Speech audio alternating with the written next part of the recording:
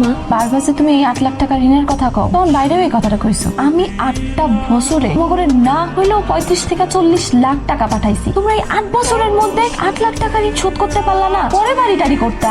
আমি এসব কি কমু ক? তোর মেয়ে ভাই কইলো আগে বাড়িটা ঠিক করুন লাগবো, তারপর কিছু জমি জমা। তুই বিদেশ থেকে আসলে পরে তো আর এগুলো করতে পারুম না। তারপর তোর ভাইয়ের বিয়েটা গেল, বুঝোসই তো কত টাকা লাগে। মা, আমি বিদেশে যে কষ্টগুলা করি, কষ্টগুলার 1% যদি তুমি দেখতা, তাহলে 8 লাখ টাকা না, আমি আমার জীবনের সব ঋণ শোধ করে দিতাম।